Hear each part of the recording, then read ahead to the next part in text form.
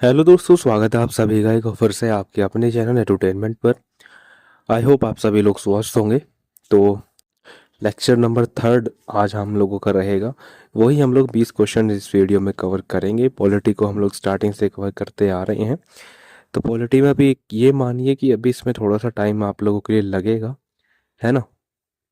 तो करते हैं शुरुआत। तो आप लोगों जैसे आप करते आते हैं, ये वीडियो आप लोगों को प्रीमियर में देखने को मिलेगी। तो आप लोग इसे कमेंट सेक्शन में ये ज़रूर बताइएगा कि आप लोगों ने इस 20 में से कितने क्वेश्चंस आप लोग बना पाए। ठीक है, ऑन एवरेज की बात करें तो अगर 15-16 क्वेश्चन, 14-15-16 क्वेश्चन आप लोग बना पा रहे हैं तो उसका मतलब यही है कि ये टेस्ट आपके लिए बेनिफिशियल रहा, है ना। मैं देखो यहाँ पर ऐसे क्वेश्चंस आप लोगों के लिए नहीं बनाऊंगा कि जो आप लोग 20 के 20 क्वेश्चन कर लें उसमें, है ना। तो फिर अगर 20 के 20 आप लोग इसमें कर ही लेंगे तो फिर आप लोगों ने सीखा क्या, आप लोगों ने अपनी नॉलेज के अंदर क्या ऐड ऑन किया, ये भी तो चीज़ें हैं ना। तो चलिए स्टार्ट करते हैं। तो सबसे पहला क्वेश्चन ये रहा आप लोगों की स्क्रीन पर। बताइए, थोड़ा सा समय लीजिए और बताइए। क्वेश्चन हिंदी में भी मिलेगा, इंग्लिश में भी मिलेगा, तो बाइलिंगुअल आप लोगों को ये देखने को मिलेंगे। ये कलर किधर से चेंज होता है इसका, एक सेकंड रुको। ये येलो ले लेते हैं, ये दिखेगा तो सही। आप लोगों से क्वेश्चन पूछा है कि from which country were the nomination of members to be Rajya Sabha and DPSP borrowed into the Indian constitution. Rajya Sabha के लिए सदस्यों का नामांकन और राज्य के नीति निर्देशक तत्व को भारतीय संविधान में किस देश से लिया गया है, बताइए।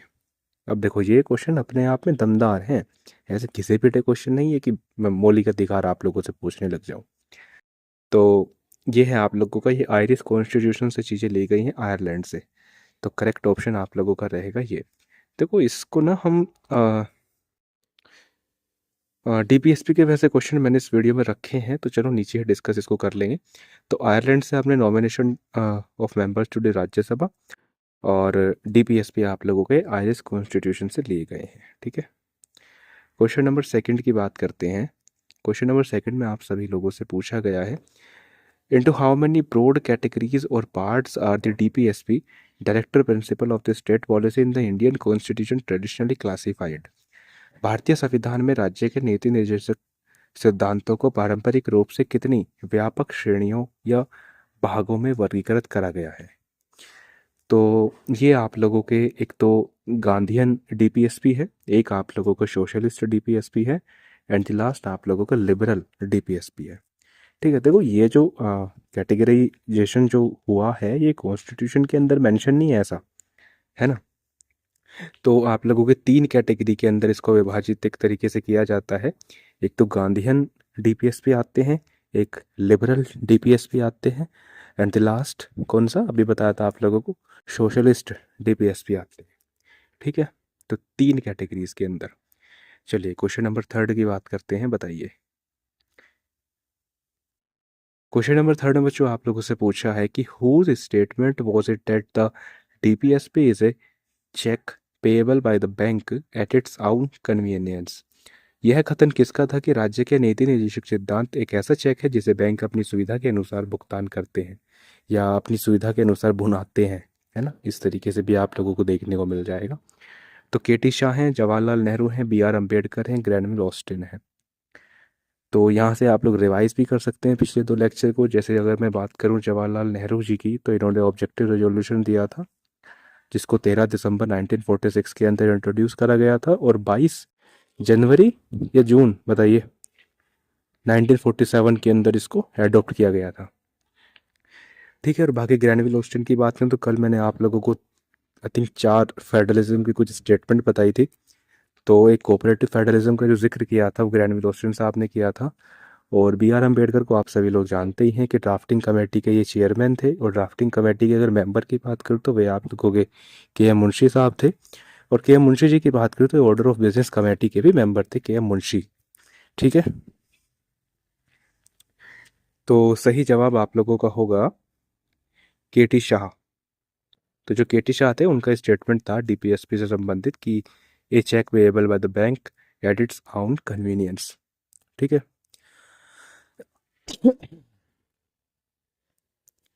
चलिए क्वेश्चन नंबर फोर्थ की बात करते हैं। क्वेश्चन नंबर फोर्थ में जो आप लोगों से पूछा है कि which article of the Indian constitution को states that the DPSP Directive principles are fundamental in the governance of the country, and it shall be the duty of the state to apply these principles in making laws. भारतीय संविधान के किस अनुच्छेद में यह कहा गया है कि नीति निर्देशक तत्व देश के शासन में मौलिक हैं और कानून बनाते समय इन सिद्धांतों को लागू करना राज्य का कर्तव्य होगा? बताइए।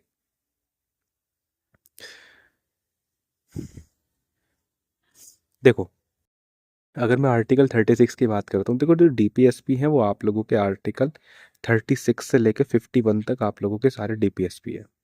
आर्टिकल 36 की बात करें 36 की, तो ये डीपीएसपी में जो आर्टिकल है 36, इसमें डेफिनेशन ऑफ स्टेट बताई गई है ना? जो डेफिनेशन आर्टिकल 12 के अंदर मेंशन है वही है आर्टिकल 36 के अंदर। अगर मैं बात करूँ आर्टिकल 39 का, तो इसके अंदर कुछ प्रिंसिपल्स मेंशन हैं जिसको ध्यान में रखते हुए राज्य सरकारें नियम बनाएंगी। ठीक है, आर्टिकल 39A की बात करूं तो उसके अंदर फ्री लीगल एड की बात करी गई है, और वहीं मैं आर्टिकल 38 की बात करूं तो उसमें वेलफेयर स्टेट बनाने का जिक्र किया गया है। एंड आप लोगों का आंसर होगा आर्टिकल नंबर 37। ठीक है, चलिए जी क्वेश्चन नंबर 5 की बात करते हैं। क्वेश्चन नंबर 5 में आप लोगों से पूछा है कि which article of the Indian constitution contains provision for maternity relief और मैटरनिटी लीव। भारतीय संविधान के किस अनुच्छेद में मातृत्व राहत या मातृत्व अवकाश का प्रावधान है? देखो, धीरे धीरे करके ना हम लोग सारे डीपीएसपी ऐसे ही कवर कर लेंगे। डीपीएसपी हमने कहाँ से ली है वो मैंने आप लोगों को बता दिया। डीपीएसपी के अभी 4 आर्टिकल पिछले ऑप्शन में बताए थे मैंने, पिछले क्वेश्चन में आप लोगों को बताए थे।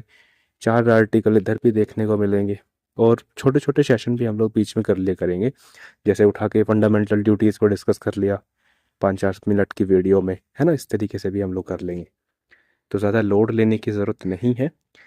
तो मैटरनिटी रिलीफ की बात हो रही है, तो ये आप लोगों का आर्टिकल 42 है। 39 अभी आप लोगों को बताया था।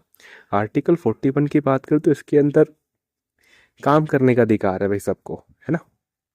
और आर्टिकल 43 के अंदर बताइए क्या है ना? आर्टिकल 43 के अंदर पता है किसी को? चलो इसका आप बताइएगा, आर्टिकल 43 के अंदर क्या मेंशन है? ठीक है, चलिए क्वेश्चन नंबर 6 की हम लोग बात करते हैं।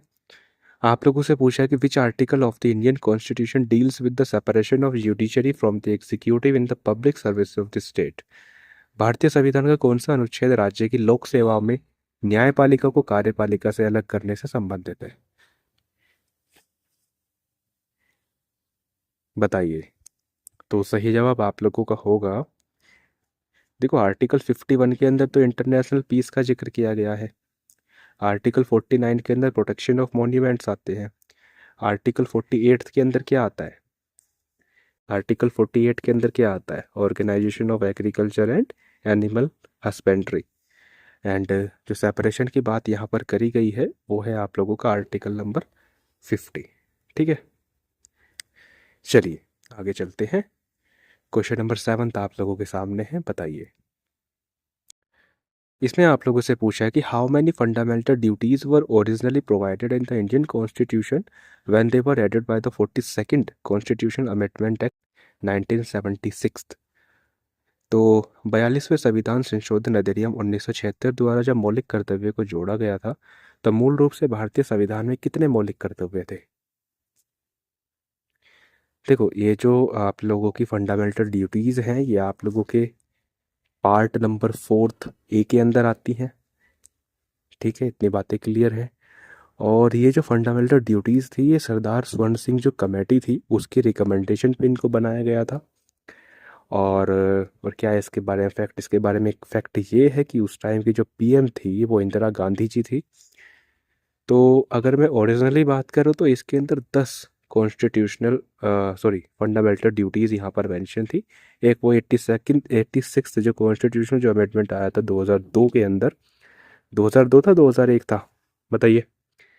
तो उसके अंदर क्या था कि जो शिक्षा है, मतलब एवरी पेरेंट्स और गार्जियन की ये जिम्मेदारी बनती है कि वो अपने बच्चों को जो भी जिसकी भी एज 6 से 14 साल के बीच में है उनको एजुकेशन प्रोवाइड कराए, ये गार्जियन की जिम्मेदारी बनती है। तो इसे भी हमने फंडामेंटल ड्यूटीज़ के अंदर ऐड किया था फ्रॉम द 86 कॉन्स्टिट्यूशन अमेंडमेंट। ठीक है, और इसमें भी थोड़ा सा मैं आप लोगों को थोड़ा डीप लेके जाऊँ तो ये जो 10 कॉन्स्टिट्यूशन अमेंडमेंट्स 10 अमेंडमेंट निकल रहा है। ये जो 10 आप लोग ये फंडामेंटल ड्यूटीज़ देख रहे थे ओरिजिनली जो थी कॉन्स्टिट्यूशन के अंदर, अगर उसमें आप लोगों से क्वेश्चन पूछे कि भाई इन 10 में से सरदार स्वर्ण सिंह कमेटी ने कितने रिकमेंड करी थी, है ना, तो इसमें से 8 जो थी, 8 जो फंडामेंटल ड्यूटीज़ थी, वो जो सरदार स्वर्ण सिंह कमेटी थी उनकी रिकमेंडेशन पे थी 8 इन 10 में से। ठीक है, चलिए क्वेश्चन नंबर 8 की बात करिए। आप लोगों से पूछा है कि what is content in article 43B in the Indian constitution, भारतीय संविधान के अनुच्छेद 43B में क्या प्रावधान है? Promotion of cooperative societies, participation of workers in management, living ways for workers, promotion of cottage industries. बताइए।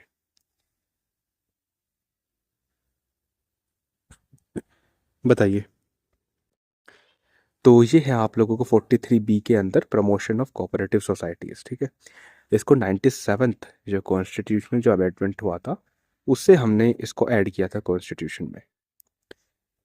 चलिए क्वेश्चन नंबर 9 इमरजेंसी से क्वेश्चन कर लेते हैं। ये आप लोगों का मैचअप है और मैचअप ठीक तरीके से नहीं लिखा है, तो इसमें आप लोगों को यहाँ पर नेशनल इमरजेंसी, प्रेसिडेंट रूल या जिसको हम स्टेट इमरजेंसी बोल देते हैं ना, फाइनेंशियल इमरजेंसी, इसके आप लोगों ने ऑप्शन मैच करने हैं। ठीक है, तो ये थोड़ा सा उल्टा सीधा हो गया, लेकिन चलो बता देता हूँ। नेशनल इमरजेंसी की बात करें तो ये आप लोगों की आएगी, किस में आएगी, आर्टिकल नंबर 352 में, यानी कि फर्स्ट का होगा आप लोगों का सेकंड किधर है भाई, ये ऑप्शन एलिमिनेट कर दो और ये ऑप्शन एलिमिनेट कर दो, फर्स्ट का सेकंड आप लोगों का होगा। एंड प्रेसिडेंट रूल की बात करो तो ये आता है आर्टिकल नंबर 356 में, यानी कि सेकंड का आप लोगों का थर्ड होगा, तो option number B will be the correct answer. ठीक है, तो नेशनल इमरजेंसी आप लोगों की 352 के अंदर आती है और प्रेसिडेंट रूल या स्टेट इमरजेंसी आप लोगों की आर्टिकल नंबर 356 के अंदर आती है। And if you talk about financial emergency तो ये आप लोगों की आर्टिकल 360 के अंदर आती है। और मज़े की बात यह है कि फाइनेंशियल इमरजेंसी अभी तक हमारे देश में नहीं लगी है। ठीक है, तो ये सारी चीज़ें हैं। और अब मैं बात करूँ आप लोगों के नेशनल इमरजेंसी की, तो ये आप अभी तक आप लोगों की 3 बार लगी है, 1962, 1965 एंड 1975 के अंदर आप लोगों की इमरजेंसी लगी है। और संविधान हत्या दिवस कब मनाते हैं बताइए, कमेंट में बताइएगा।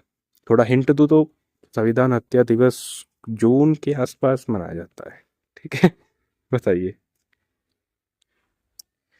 क्वेश्चन नंबर 10 की बात करते हैं। इसमें आप लोगों से पूछा है कि which fundamental rights article is automatically suspended under article 358 when national emergencies declare on the grounds of war और एक्सटर्नल एग्रेशन। बताइए। इसमें आप लोगों से पूछा है कि युद्ध या बाहरी आक्रमण के आधार पर राष्ट्रीय आपातकाल घोषित होने पर अनुच्छेद 358 के तहत मौलिक अधिकारों का कौन सा अनुच्छेद स्वतः है, मतलब ऑटोमेटिक निलंबित हो जाता है। और यहाँ पर इस चीज़ का ध्यान रखिएगा, on the grounds of war और एक्सटर्नल एग्रेशन। बताऊंगा लास्ट में, एक क्वेश्चन है ना, फिर वहाँ से आप लोगों को पता चलेगा कि आपका ध्यान कितना था। तो ये आप लोगों का आर्टिकल नंबर 19 है। ठीक है, आर्टिकल नंबर 19 है।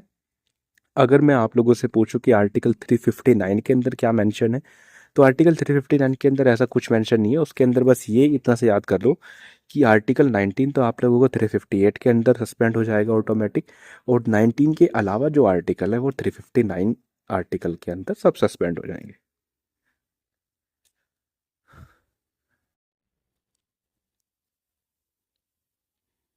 चलिए क्वेश्चन नंबर 11 की बात करते हैं। बताइए।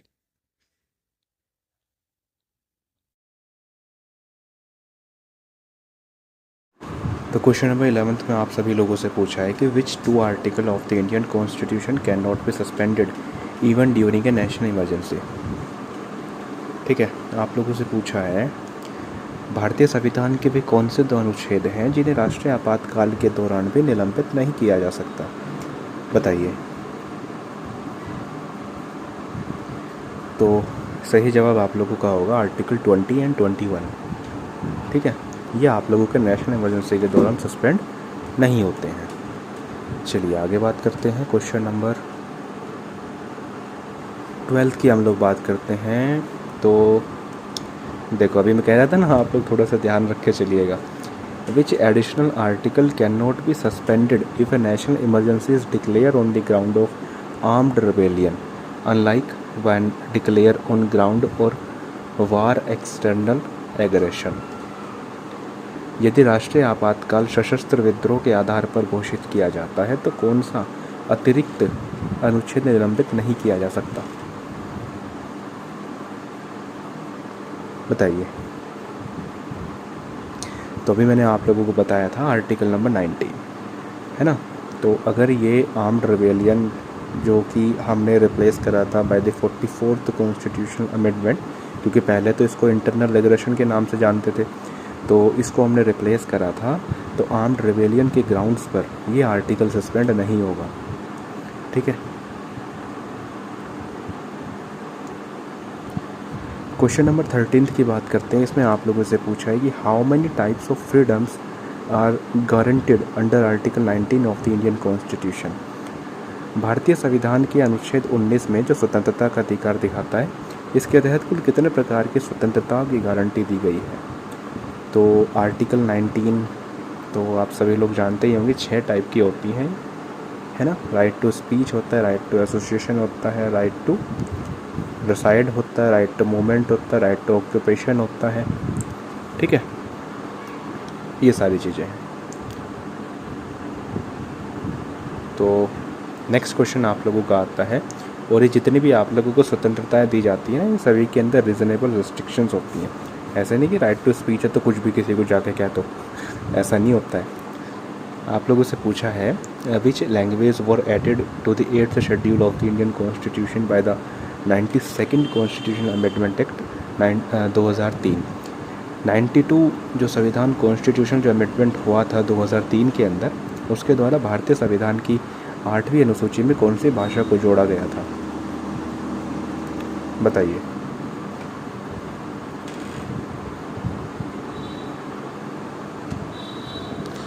बताइए। 92nd कॉन्स्टिट्यूशन अमेंडमेंट की बात हो रही है, 2003 के अंदर हुआ था जो। तो इसको हम BDMS करके याद करते हैं, बोडो, डोगरी, मैथिली और संथाली। अगर मैं इसकी बात करूं, कोंकणी, मणिपुरी और नेपाली, तो ये आप लोगों का 71st जो कॉन्स्टिट्यूशन जो अमेंडमेंट था, जो कि 1992 के अंदर हुआ था, उससे हमने इसको ऐड ऑन करा था, ठीक है। और 96 से हमने उड़िया, है ना, उसको करा था। देखो यहीं पे क्वेश्चन आ गया, When and by which constitutional amendment was the spelling of the Oriya language changed updated to Udiya in the 8th schedule? तो बताइए, भारतीय संविधान की 8वीं अनुसूची में उड़िया, जिसको इस तरीके से लिखा जाता था, उसका बदल कर नाम इस तरीके से स्पेलिंग करी गई। तो मैंने आप लोगों को बताया 96 जो कॉन्स्टिट्यूशन अमेंडमेंट आया था, उसके अंदर हमने ये सारी चीज़ें करी थी। 92nd कॉन्स्टिट्यूशन अमेंडमेंट के अंदर हमने 4 भाषाओं को जोड़ा था, BDMS करके याद करते हैं। और 71st जो कॉन्स्टिट्यूशनल अमेंडमेंट है, इसे मैंने अभी आप लोगों को बताया, कोंकणी, मणिपुरी और सैंथली। इसको KMN कर लो, नमक कर लो, या कुछ भी कर लो। चलिए क्वेश्चन नंबर 16 आप लोगों के सामने है। बताइए, which part of the Indian constitution contains the director principle of the state policy. भारतीय संविधान के किस भाग में राज्य के नीति निर्देशक तत्व में नीति निर्देशक सिद्धांतों का उल्लेख है? बताइए। DPSP किस जो आप लोगों के DPSP हैं, वो आप लोगों के किस कॉन्स्टिट्यूशनल पार्ट के अंदर आते हैं? DPSP की बात यहाँ पर करी जा रही है। थोड़ा सा रिवीजन करना चाहोगे? हाँ जी, बताइए, थोड़ा सा रिवीजन करना चाहोगे? तो देखो, रिवीजन में बात करें तो पार्ट फर्स्ट के अंदर मैंने आप लोगों को बताया था कि इसके अंदर यूनियन आती है, union and it's territory.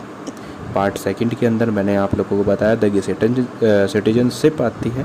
Fundamental rights जो है आप लोगों के पार्ट थर्ड के अंदर आते हैं। पार्ट फोर्थ के अंदर आप लोगों का DPSP आता है। ठीक है। और पार्ट 4 ए मैंने आप लोगों को अभी बताया कि जो पार्ट 4 ए है उसके अंदर फंडामेंटल ड्यूटीज़ आती हैं, ठीक है। चलिए क्वेश्चन नंबर 17 पढ़िए और जवाब दीजिए क्या आएगा इसका आंसर। तो इसमें आप लोगों से पूछा है from which country was the concept of emergency provisions primarily borrowed into the constitution. भारतीय संविधान में आपातकालीन जो प्रावधान की जो अवधारणा है वो मुख्य रूप से किस देश से ली गई है, बताइए बताइए कहाँ से ली गई है। अब कल मैंने आप लोगों को ब्रिटेन से कुछ चीज़ें बताई थी, है ना। पार्लियामेंट्री फॉर्म ऑफ गवर्नमेंट्स वहीं से हमने लिए हैं। रिट्स जो आप लोग लगाते हैं वो भी हमने वहीं से लिया है। और रिट्स भी मैंने आप लोगों को बताया था कि सुप्रीम कोर्ट कितने रिट जारी करते हैं, ठीक है। अब बताओ कहाँ से लिए हैं ये। और एक चीज़ और बताई थी independency of judiciary, judicial review, ये चीज़ हमने कहाँ से लिए हैं, है ना। तो अगर हम बात करें इमरजेंसी के जो प्रोविजंस हमने कहाँ से लिए हैं, तो ये हमने लिए हैं वेमर कॉन्स्टिट्यूशन ऑफ जर्मनी, ठीक है। चलिए क्वेश्चन नंबर 18 की बात करते हैं। इसमें आप लोगों से पूछा है कि which article of the Indian constitution deals with the uniform civil code across the country. बहुत सिंपल क्वेश्चन है, अभी चर्चा में है ये, बताइए बताइए। आर्टिकल 40 के अंदर क्या आता है, organisation of gram panchayat. Article 44 के अंदर क्या आता है, यूनिफॉर्म सिविल कोड।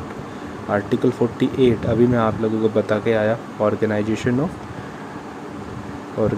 ऑफ क्या, एनिमल हस्बेंड्री एंड, पता है ना। ध्यान यहीं है या कहीं और चला गया।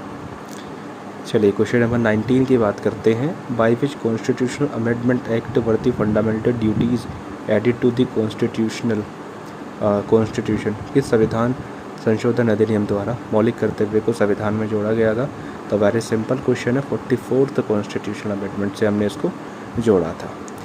तो 86वां संविधान संशोधन अधिनियम मैंने अभी आप लोगों को बताया था, जिसके अंदर हमने जो शिक्षा था उसकी 6 से 14 साल तक के जो बच्चे हैं उनकी पेरेंट्स की जो है जिम्मेदारी बनती है कि वो उनको एजुकेशन प्रोवाइड मुहैया कराए। 42वां संविधान संशोधन हमने कल पढ़ा था 1976 वाला, ठीक है। 73 कॉन्स्टिट्यूशनल अमेंडमेंट की बात करते हैं तो इसमें पंचायत को ऐड किया गया था। 74 के अंदर म्यूनिसिपैलिटीज़ को, ठीक है ना। तो रिवीजन भी हम लोग साथ के साथ करते चल रहे हैं। चलिए लास्ट क्वेश्चन आप लोगों के सामने है कि which article empower the President of India to proclaim a national emergency, बताइए। तो अभी मैंने आप लोगों को बताया था नेशनल इमरजेंसी, तो आर्टिकल नंबर 352, ठीक है। और इसी के साथ पॉलिटिकल लेक्चर 3 हम लोगों ने किया है समाप्त। इसकी जो PDF है वो आप लोगों को हमारे टेलीग्राम चैनल पर देखने को मिल जाएगी, तो वहाँ से आप लोग इन चीज़ों को खुद से प्रैक्टिस कर सकते हैं। तो बस यही था इस वीडियो में। आई होप वीडियो आप लोगों को पसंद आई होगी, तो इसको शेयर कर दीजिएगा। और आप लोग चैनल पर नए हैं तो सब्सक्राइब करके ज़रूर जाइएगा। चलिए जी, धन्यवाद।